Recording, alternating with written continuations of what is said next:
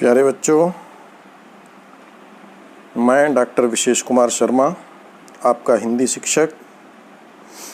आज हम अपनी पाठ्यपुस्तक हिंदी के संस्कृत खंड में संकलित वाराणसी नामक पाठ का अध्ययन करेंगे। पाठ प्रारंभ करने से पहले हम समझ लें कि वाराणसी क्या है। तो वाराणसी, जिसका प्राचीन नाम काशी और इसको बनारस भी कहा जाता है, भारतीय धर्म, भारतीय संस्कृति, भारतीय संस्कार का मूल केंद्र वाराणसी नगरी मानी जाती है। वाराणसी नगरी से ही ज्ञान का प्रकाश संपूर्ण भारतवर्ष में प्रसारित हुआ। बहुत सारे संत महात्माओं ने, विभिन्न संप्रदायों को मानने वाले लोगों ने वाराणसी में आकर ही अपने ज्ञान का प्रचार प्रसार किया। संस्कृत शिक्षण, भारतीय संस्कृति के संरक्षण और संवर्धन की ये महत्वपूर्ण नगरी मानी जाती है वाराणसी। इसी के साथ हमारे शास्त्रों में 7 ऐसी नगरियां बताई गई हैं जो मोक्ष देने वाली हैं, व्यक्ति को मुक्त करती हैं संसार के आवागमन से। उन्हीं में सबसे प्रमुख स्थान काशी या वाराणसी का आता है। आज हम उसी वाराणसी के विषय में पढ़ेंगे। यह बहुत महत्वपूर्ण पाठ है, आप इसको ध्यान से पढ़ेंगे। आपके सम्मुख पाठ का गद्य रहेगा और मैं प्रत्येक शब्द का अर्थ, उसका संधि विच्छेद, यदि शब्द रूप कोई, उसमें कोई विभक्ति, कोई वचन है, ये सब मैं आपको समझाऊंगा।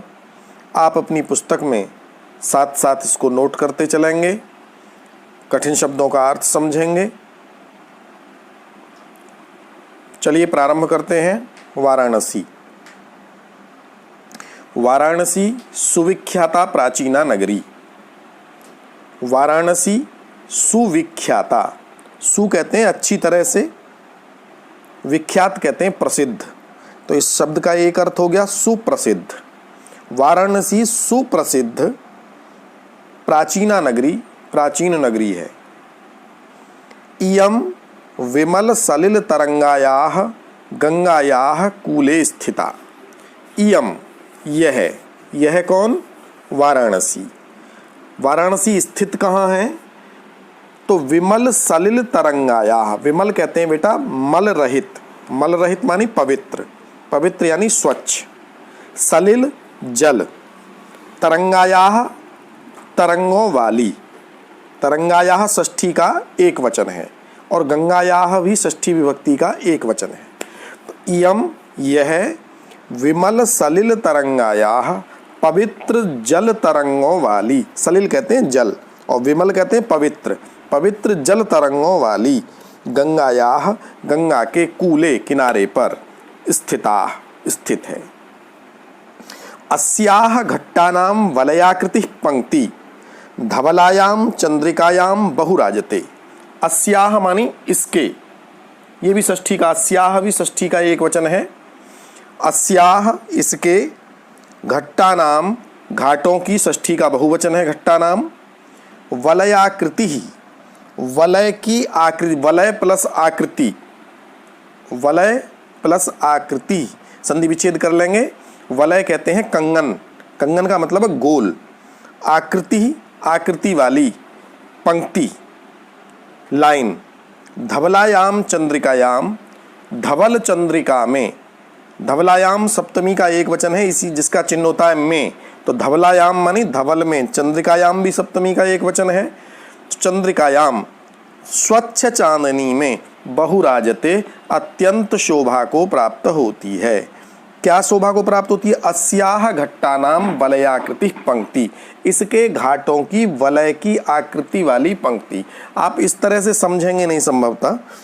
तो यदि आप में से कोई वाराणसी गए हैं, किसी भी घाट पर आप जाकर के बनारस में देखिए, तो वाराणसी नगरी जो है वो गंगा के किनारे किनारे पर इस तरह से बसी हुई है कि किसी भी घाट से देखने पर सारे घाट दिखाई देते हैं और वो एक गोलाकार पंक्ति वहाँ घाटों की बनी हुई दिखाई देती है। इसीलिए उस पंक्ति को यहाँ कहा गया वलयाकृति पंक्ति। वलय जैसे कंगन के एक जगह खड़े होकर के कंगन आपको चारों तरफ से पूरा दिखाई देता है, वैसे ही पूरी वाराणसी गंगा के किनारे किनारे आपको दिखाई देती है।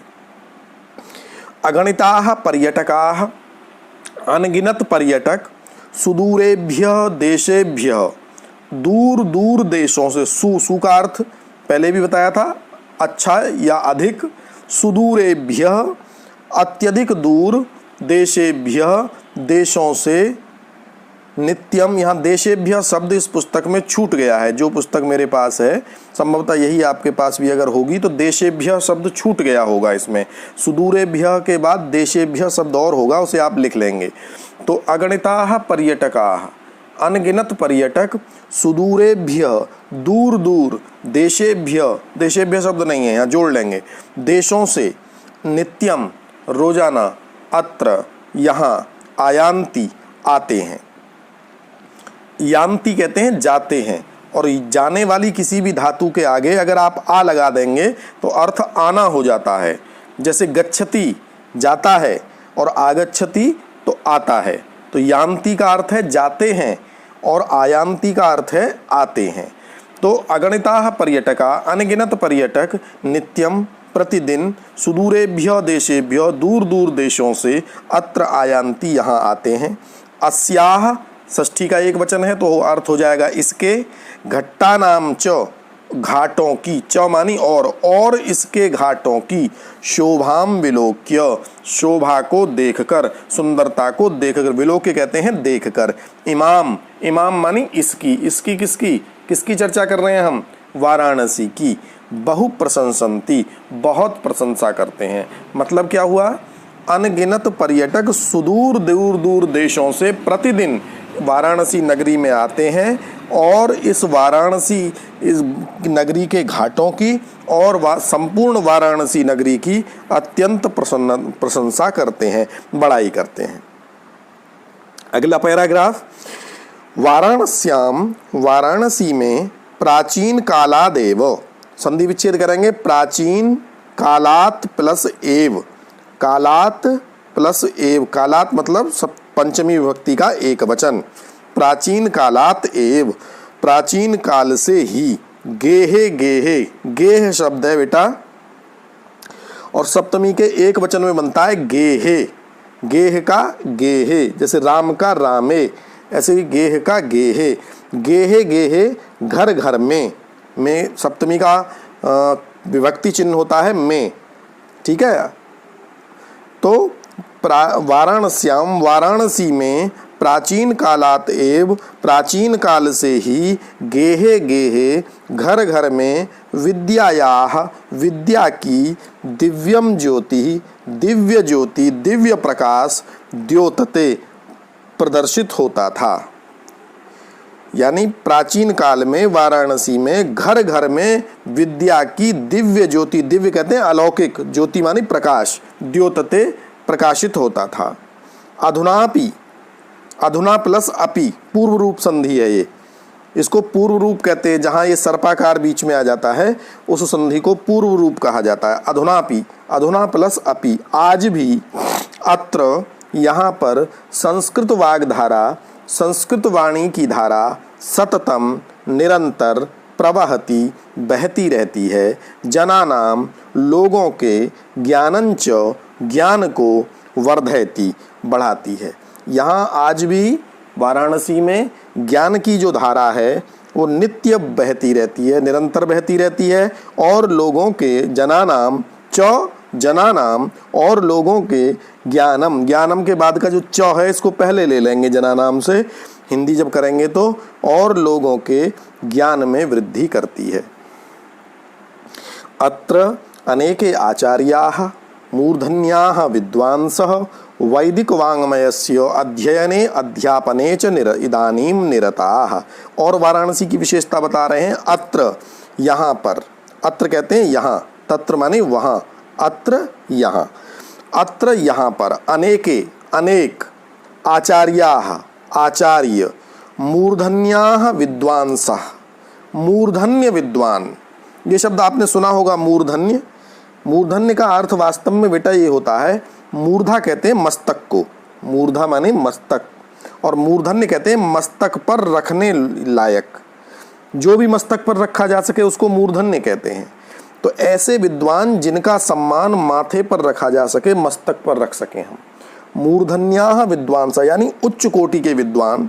वैदिक वाङ्मयस्य, वैदिक एक नया शब्द आपके लिए आएगा, वाङ्मय, वैदिक वाङ्मयस्य, वैदिक वेद से संबंधित, वाङ्मय कहते हैं बेटा साहित्य, वाङ्मय मानी साहित्य। तो वैदिक साहित्य के अध्ययने अध्यापने च, अध्ययन पढ़ने और अध्यापन पढ़ाने में, इदानीम निरताः, इस समय भी निरत हैं। निरत कहते हैं बेटा लगे हुए हैं, इस समय भी पढ़ने और पढ़ाने में लगातार लगे हुए हैं। न केवलम भारतीयाः, केवल भारतीय लोग ही नहीं, अपितु बल्कि वैदेशिकाः, विदेशी लोग भी, गीर्वाण वाण्याः, गीर्वाण वाणी षष्ठी का एक वचन आ जाएगा, याह जहाँ भी आएगा विसर्ग सहित उसको आप समझें कि वो षष्ठी का बहुवचन हो सकता है। गीर्वाण वाण्याः, गीर्वाण वाणी के, गीर्वाण वाणी कहते हैं संस्कृत भाषा, गीर्वाण वाणी संस्कृत भाषा, देव भाषा, संस्कृत के, अध्ययनाय, अध्ययन करने के लिए, अत्र यहाँ, आगच्छन्ति आते हैं, निःशुल्कम विद्याम च गृह्णन्ति, और निःशुल्क विद्या ग्रहण करते हैं। आज भी संस्कृत विद्यालयों में विद्या अध्ययन करने का कोई शुल्क नहीं लिया जाता। तो वह उसी बात को बता रहे हैं कि वैदेशिकाः गीर्वाण वाण्याः अध्ययनाय, केवल भारतीय लोग ही नहीं बल्कि विदेशी लोग भी संस्कृत भाषा के अध्ययन के लिए अत्र आगच्छन्ति, यहाँ आते हैं, निःशुल्कम च विद्याम गृह्णन्ति, और निःशुल्क विद्या ग्रहण करते हैं। अत्र हिंदू विश्वविद्यालयः, संपूर्णानंद नाम यहाँ नहीं है तो आप समझ लेंगे, संपूर्णानंद संस्कृत विश्वविद्यालयः, काशी विद्यापीठम और काशी विद्यापीठ, इत्येते, इति प्लस एते यण संधि है, इति प्लस एते, इत्येते, ये त्रयः विश्वविद्यालया, इत्येते का मतलब है ये, त्रयः विश्वविद्यालयाः सन्ति, 3 विश्वविद्यालय हैं। आप समझ लें प्रदेश भर में जितने मंडल हैं, जैसे अपना मुरादाबाद मंडल है, बरेली मंडल है और मेरठ मंडल है, इसी तरह से वाराणसी भी एक मंडल है और मुख्य शहर उसका वाराणसी है। एक मंडल में 4 या 5 या 6 जिले होते हैं। तो वाराणसी एकमात्र मंडल ऐसा है जिसमें 3 सरकारी विश्वविद्यालय हैं, और एकमात्र मुरादाबाद ऐसा मंडल है पूरे यूपी में जिसमें एक भी सरकारी विश्वविद्यालय नहीं है। खैर, ये वाराणसी की बात कर रहे हैं अभी हम। तो वाराणसी में हिंदू विश्वविद्यालय, जिसको बनारस BHU कहते हैं, अभी आप लोग जिसको BHU के नाम से अगर कुछ लोग जानते हो तो बनारस हिंदू विश्वविद्यालय। संस्कृत विश्वविद्यालय जो लिखा है इसका पूरा नाम है संपूर्णानंद संस्कृत विश्वविद्यालय, और काशी विद्यापीठम और काशी विद्यापीठ, इति एते, ये त्रयः विश्वविद्यालयाः सन्ति, 3 विश्वविद्यालय हैं, येषु जिनमें नवीनानां प्राचीनानां च, जिसमें नए और पुराने, ज्ञान विज्ञान विषयाणाम, ज्ञान और विज्ञान के विषयों का अध्ययन प्रचलति, प्रचलता है। मतलब ये 3 विश्वविद्यालय हैं और इन 3 विश्वविद्यालयों में आज भी निरंतर ज्ञान विज्ञान विषयों का, नवीनानाम प्राचीनानाम च, नए और पुराने ज्ञान और विज्ञान के विषयों का अध्ययनम प्रचलति, अध्ययन आज भी चलता है, संचालित होता है। एषा नगरी भारतीय संस्कृतेः संस्कृत भाषायाश्च केंद्रस्थलम अस्ति, एषा नगरी, यह नगरी, कौन सी नगरी, किस नगरी की बात कर रहे हैं, वाराणसी नगरी।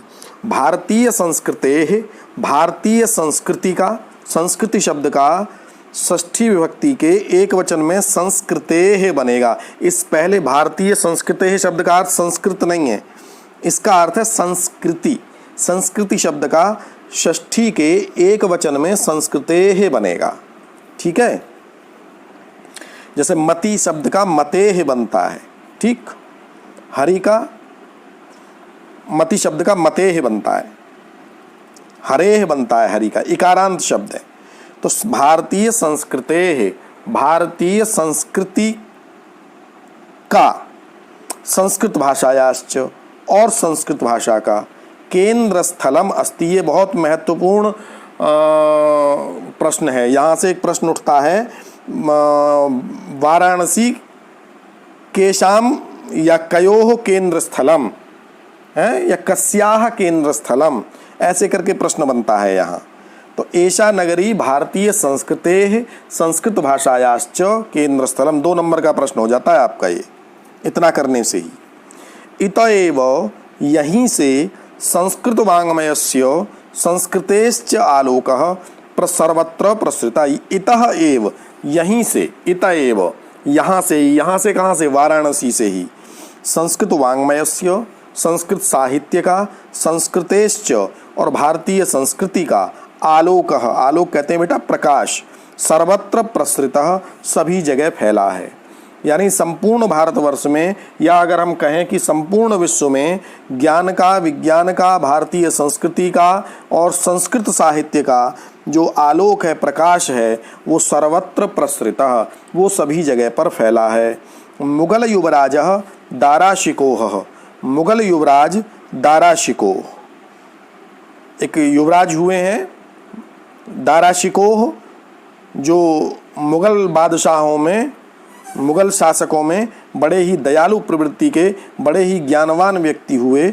वे संस्कृत पढ़ने के लिए आया वाराणसी में।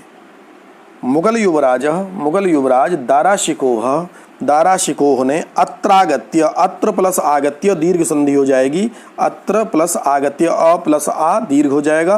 तो अत्रागत्य, यहाँ आकर भारतीय दर्शन शास्त्राणाम, भारतीय दर्शन शास्त्रों का अध्ययनम अकरोत, अध्ययन किया। उसी दाराशिकोह ने यहीं आकर, यहाँ कहाँ आकर, वाराणसी में आकर भारतीय दर्शन शास्त्राणाम अध्ययनम अकरोत, भारतीय दर्शन शास्त्रों का अध्ययन किया। स तेषाम ज्ञानेन, वह उनके ज्ञान से, उनके किनके, भारतीय उपनिषदों के, धर्मशास्त्रों के, दर्शन शास्त्रों के ज्ञान से, तथा प्रभावितः अभवत्, तथा प्रभावित, उतना प्रभावित हुआ, इतना प्रभावित हुआ कि यत, यत मानी कि, तेन, तेन मानी उसने, उपनिषदाम अनुवाद, उपनिषदों का अनुवाद, किनका अनुवाद, उपनिषदों का। उपनिषद हमारे धर्म ग्रंथ हैं, ठीक है, उनका अनुवाद पारसी भाषायाम कारितः, फारसी भाषा में कराया। दाराशिकोह चाहता था कि मुगल सल्तनत से जुड़े हुए जो लोग हैं, जो मुस्लिम लोग हैं, वो भी भारतीय दर्शन शास्त्रों का ज्ञान करें। अब सभी मुस्लिम, सभी मुगल लोगों को ना तो अवसर मिल सकता था, ना वो पढ़ना ही चाहते होंगे संस्कृत, तो सब लोग संस्कृत तो पढ़ नहीं सकते थे। तो ये खुद पढ़ करके संस्कृत विद्वान होकर के गए और इन्होंने भारत के संस्कृत, जो हमारे उपनिषद थे जो संस्कृत में लिखे हुए थे, उनका अनुवाद इन्होंने इस कारण से फारसी भाषा में कराया, जिससे कि उनके अपने लोग उनके ज्ञान से लाभान्वित हो सकें, भारतीय धर्मशास्त्रों के ज्ञान को, दर्शन शास्त्र के ज्ञान को वे समझ सकें। इयम नगरी विविध धर्माणाम संगम स्थली, ये बहुत महत्वपूर्ण प्रश्न है, सबसे महत्वपूर्ण प्रश्नों में से एक है। संस्कृत के जो 2 नंबर का आपके प्रश्न आते हैं, वो 4 नंबर के, उनमें से 1-2 प्रश्न आते हैं 2-2 नंबर के, उसका ये बहुत महत्वपूर्ण प्रश्न है। इयम नगरी केशाम संगम स्थली, ये लिखा आता है इयम नगरी केशाम संगम स्थली, तो उसका उत्तर क्या देंगे आप, इयम नगरी विविध धर्माणाम संगम स्थली। ये जो नगरी है, ये कौन सी नगरी, वाराणसी नगरी, किनकी संगम स्थली है, किस किस का संगम है? तो कहते हैं विविध धर्माणाम, विविध धर्मों का, अनेक धर्मों का संगम स्थल है। ये वाराणसी नगरी अनेक धर्मों का संगम स्थल है। महात्मा बुद्ध, तीर्थंकर पार्श्वनाथ, तीर्थंकर पार्श्वनाथ यानी महावीर स्वामी, महावीर जैन, शंकराचार्य, आदिगुरु शंकराचार्य, कबीरदास जी, गोस्वामी तुलसीदास और गोस्वामी तुलसीदास, अन्य च और अन्य भी, बहवः महात्मानः बहुत से महात्माओं ने, अत्रागत्य पहले भी आया था, क्या विच्छेद किया था हमने? अत्र प्लस आगत्य, और संधि कौन सी बताई थी? संधि बताई थी दीर्घ संधि, आ प्लस आ बराबर दीर्घ, अत्र प्लस आगत्य अत्रागत्य, यहाँ आकर स्वीयान विचारान, स्वीयान का अर्थ होता है बेटा अपने, स्वीयान माने अपने, विचारान माने विचारों को, प्रासारयन प्रसारित किया। मतलब क्या हुआ? महात्मा बुद्ध कहाँ आए ज्ञान प्राप्त करके? काशी। तीर्थंकर पार्श्वनाथ ने कहाँ से प्रारंभ किया ज्ञान उपदेश करना? काशी से, जैन तीर्थ भी है वहाँ। शंकराचार्य जी ने कहाँ से प्रारंभ किया? काशी से। कबीरदास जी कहाँ थे? काशी में। गोस्वामी तुलसीदास और अन्य बहुत सारे विद्वान हिंदी संस्कृत के ऐसे हैं जिन्होंने वाराणसी को, क्योंकि वाराणसी में से अपने विचारों को प्रचारित प्रसारित करना तब सबसे आसान होता था। कारण क्या है? आज की तरह, वर्तमान समय की तरह उस समय इंटरनेट तो था नहीं, अन्य सुविधाएं तो थी नहीं कि कुछ भी फोटो पोस्ट करो, वीडियो पोस्ट करो और दुनिया भर में वायरल कर दो। तब तो व्यक्ति से व्यक्ति में ज्ञान का ट्रांसफ़र होता था, स्थानांतरण होता था। तो कोई व्यक्ति मिले तो आपकी बात को कहीं दूसरे देश तक, दूसरे प्रदेश तक पहुंचाए। और वाराणसी एक ऐसी नगरी थी जहां पूरे देश भर के, बल्कि विदेशों के लोग भी विद्या अध्ययन करने के लिए आते थे, आज भी आते हैं। तो इसलिए इन सभी विद्वानों ने वाराणसी को चुना अपने विचारों को, अपने धर्म को फैलाने, प्रसारित करने के लिए, ताकि वहाँ से जो लोग जहाँ जहाँ जाएं उस धर्म की चर्चा करें। तो प्रासार न केवलम दर्शने साहित्ये धर्मे, केवल दर्शन के, साहित्य के और धर्म के क्षेत्र में ही नहीं, कौन कौन से क्षेत्रों में वाराणसी प्रमुख है इस बात को यहाँ बता रहे हैं। न केवलम दर्शने, केवल दर्शन के, साहित्य में, धर्मे और धर्म के क्षेत्र में ही नहीं, अपितु बल्कि कला क्षेत्रे अपि, कला के क्षेत्र में भी, कला क्षेत्रे प्लस अपि पूर्व रूप संधियामि, कला क्षेत्रे प्लस अपि, कला के क्षेत्र में भी, इयम नगरी, यह नगरी, विविधानाम कलानाम, अनेकों कलाओं के, शिल्पानां च कृते और शिल्पों के, कृते मानी लिए, ठीक है, लोके लोक में, संसार में, विश्रुता प्रसिद्ध है। बहुत सारी कला होती हैं। शिल्प कला, जैसे शिल्प कला के अंदर आपकी काष्ठ कला आती है, और आपकी बर्तन बनाने की जो कला है वो भी शिल्प कला में आ जाती है। तो बहुत सारी कलाएं हैं जो शिल्पों के और कलाओं के लिए, 64 कलाएं बताई जाती हैं, उन्हीं को शिल्प भी कहते हैं। कलाओं और शिल्पों के लिए लोके विश्रुता, संसार में प्रसिद्ध है। अत्रत्याः कौशेय शाटिकाः देशे देशे सर्वत्र स्पृह्यन्ते। अत्रत्याः, अत्रत्याः मानी यहाँ की, षष्ठी का एक वचन है, यहाँ भी याह है। या के बाद जहाँ विसर्ग रहेगा वो पंचमी या षष्ठी का एक वचन माना जाता है।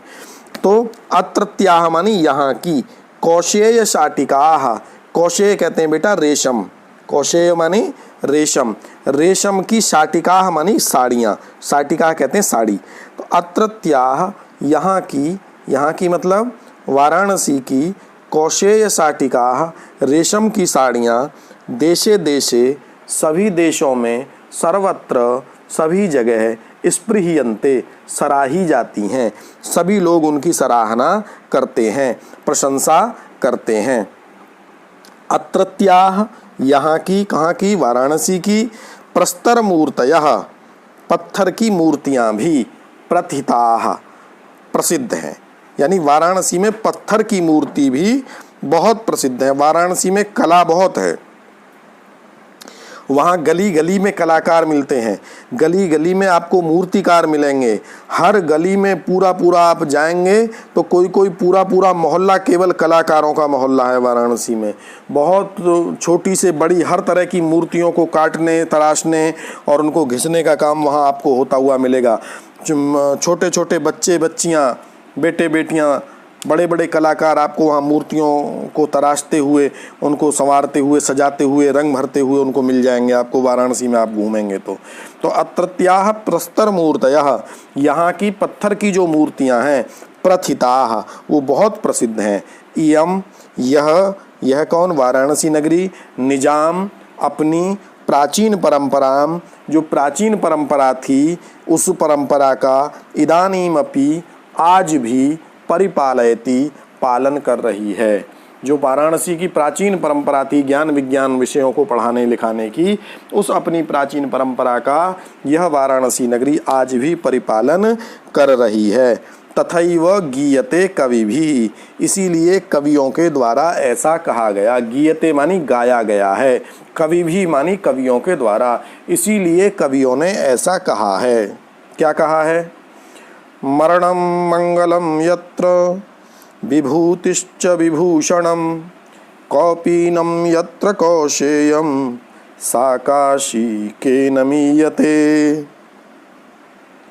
मरणम मंगलम यत्र, ऐसा माना जाता है बेटा कि काशी में जो मरता है, जो वाराणसी में काशी में प्राण त्यागता है, उसको सीधा मोक्ष मिलता है, मुक्ति मिलती है, स्वर्ग मिलता है। कुछ लोग स्वर्ग कहते हैं, मुक्ति की बात करते हैं। वैसे मोक्षदायी का नगरी है तो मुक्ति मिल जाती है। स्वर्ग और मुक्ति में ये अंतर होता है। स्वर्ग में जाने के बाद आदमी को पुनः पृथ्वी लोक पर, स्वर्ग के अपने पुण्य समाप्त होने के बाद पुनः पृथ्वी लोक पर दोबारा जन्म लेना पड़ता है। लेकिन जिन लोगों की मुक्ति हो जाती है, जिनको मोक्ष हो जाता है, मिल जाता है, वो संसार के आवागमन के चक्र से हमेशा हमेशा सदा सर्वदा के लिए छूट जाते हैं। उसको कहते हैं मोक्ष। तो वाराणसी मोक्षदायी का नगरी है। ऐसा कहा जाता है कि जो वाराणसी में प्राण त्यागता है उसको स्वर्ग मिलता है या मोक्ष मिलता है, ऐसे मान लीजिए। और इसी बात का प्रसंग आपने पहले 9th में पढ़ा होगा। जो संत कबीरदास जी थे, उन्होंने इसी प्रचलन को, इसी प्रथा का विरोध करते हुए अपना शरीर काशी में न छोड़ करके मगहर में छोड़ा था, जहाँ के बारे में यह प्रसिद्ध है कि जो भी कोई मगहर में मरता है उसको नरक मिलता है, काशी में जो मरता है उसको मोक्ष या स्वर्ग मिलता है, ऐसा माना जाता है। इतनी प्रभावशालिनी नगरी है ये। तो जहाँ मरना भी मंगलकारी माना जाता है। मतलब क्या हुआ? ऐसे समझिए कि कोई बनारस गया और बनारस में ही उसके प्राण छूट गए, बनारस में ही उसका अंतिम संस्कार करना पड़ा, तो लोग ये मानते हैं कि बहुत अच्छा हुआ। जैसे आपने देखा होगा मुस्लिम्स में जब हज करने के लिए जाते हैं तो कफन का सामान भी, दफन का सामान भी साथ लेकर के जाते हैं। और यदि वहाँ किसी हज को गए हुए मुस्लिम की अगर कोई मृत्यु हो जाती है वहाँ, तो उसको बड़ा ही मंगलकारी माना जाता है, उसको शुभ माना जाता है अगर उसका दफीना वहाँ होता है तो। ऐसे ही हमारे यहाँ काशी में अगर किसी के प्राण छूटते हैं तो उसको मंगलकारी माना जाता है। तो मरणम मंगलम यत्र, जहाँ मरना भी, यद्यपि मरना कहीं भी मंगलकारी नहीं होता, शुभ नहीं होता, लेकिन ऐसा कहते हैं काशी में अगर प्राण छूट जाए तो वो मरना भी अच्छा है। तो मरणम मंगलम यत्र विभूतिश्च विभूषणम, और जहाँ सबसे बड़ा जो आभूषण है वो भगवान शंकर की विभूति है। विभूति कहते हैं भस्म, विभूति माने भस्म। वाराणसी में आप जाएंगे तो तमाम बहुत सारे लोग आपको कोट पैंट पहने हुए, पैंट शर्ट पहने हुए लोग भी आपको ऐसे मिलेंगे जिन्होंने अपने माथे पर त्रिपुंड लगा रखा होगा। त्रिपुंड मतलब भगवान शंकर की तरह 3 उंगलियां की धाराएं खींचकर मस्तक पर लगाया गया चंदन या भस्म को त्रिपुंड कहते हैं। तो वो त्रिपुंड, जहाँ त्रिपुंड लगाना, भगवान की भभूति लगाना, जो विभूति का अर्थ है भभूत, जैसे वो शब्द आपने सुना होगा, इसी का भभूत शब्द होता है कि भभूत बना दो, भभूत कर दो। भभूत क्या है? वो तद्भव शब्द हो गया विभूति का। तो विभूतिश्च विभूषणम, विभूति ही जहाँ सबसे बड़ा आभूषण समझा जाता है। कौपीनम यत्र कौशेयम, और जहाँ कौपीन, कौपीन कहते हैं बेटा लंगोटी, कौपीन मानी लंगोटियाँ, जहाँ लंगोटी भी कौशेय की बनाई जाती हैं, हैं। कौशेय कहते हैं रेशम के छोटे मोटे और कपड़े जहाँ लोगों को पहनने मयस्सर नहीं होते, वहीं काशी में रेशम का काम ज़्यादा, साड़ियाँ वगैरह बनने के कारण वहाँ तमाम लोग ऐसे होते हैं जो रेशम की कौपीन पहनते हैं। लंगोटी भी रेशम में से बना लेते हैं। कौपीनम यत्र कौशेयम, जहाँ कौपीन भी, लंगोटी भी जहाँ कौशेय की बनाई जाती हैं, रेशम की बनाई जाती हैं। सा काशी के नमीयते, सा काशी, ऐसी काशी की, के नमीयते, किससे तुलना की जा सकती है, अर्थात किसी से उसकी तुलना नहीं की जा सकती। इसके 4 गद्यांश हैं और 5वां श्लोक है। चारों गद्यांश, 5वां श्लोक सभी अत्यंत महत्वपूर्ण है। किसी का भी अनुवाद, किसी भी एक गद्यांश का अनुवाद आपसे पूछा जा सकता है। खास करके वाराणस्याम प्राचीन कालादेव, ये भी मैं कौन से कोई एक पहला और दूसरा नंबर दूं, तो आप समझ लें चारों का आपको अनुवाद करना है। अपनी पुस्तक की सहायता से कर लेंगे। आप अगर चाहेंगे तो जो मैंने पढ़ाया है उसके आधार पर भी सीधे सीधे शब्द करके इसको आप बना सकते हैं। मैं समझता हूँ इतना इस तरह से पढ़ने से आपको ये समझ में आ जाएगा। साथ में कोई शब्द ऐसा कठिन लगा हो जिसका हमको अर्थ आपको समझ में ना आए, या आपको कोई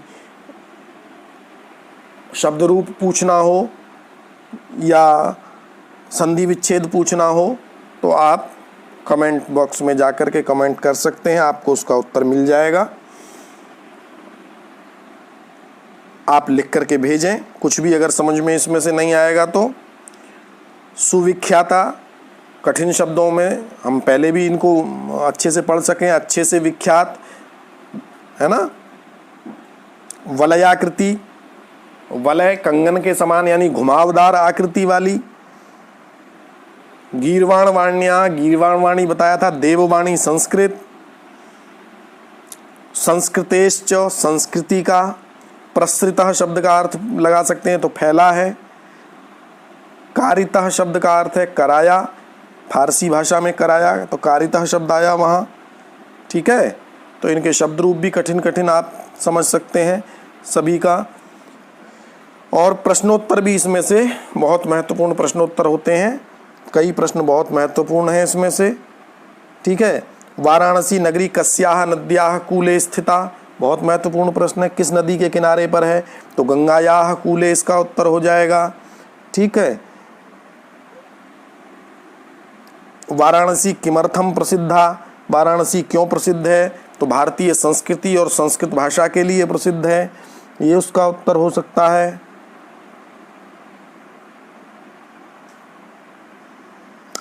वाराणसी कस्याः भाषाया केंद्रमस्ति, किस भाषा का केंद्र है, तो इसका उत्तर होगा संस्कृत भाषा का केंद्र है। वाराणसी कस्य केंद्र स्थली, तो वाराणसी किसकी केंद्र स्थली है, तो संस्कृति और संस्कृत भाषा की केंद्र स्थली है। भारतीय संस्कृते संस्कृत भाषायाश्च केंद्र स्थली है, ठीक है। भारतीय संस्कृति और संस्कृत भाषा की दोनों की केंद्र स्थली है। वाराणसी में कितने विश्वविद्यालय हैं, ये भी प्रश्न महत्वपूर्ण है। तो वाराणस्याम त्रयः विश्वविद्यालयाः सन्ति, इसका ये उत्तर हो जाएगा। वाराणसी नगरी केशाम संगम स्थली, वाराणसी नगरी किनकी संगम स्थली है, तो वाराणसी नगरी विविध धर्माणाम संगम स्थली है। ये महत्वपूर्ण प्रश्न हो जाएंगे।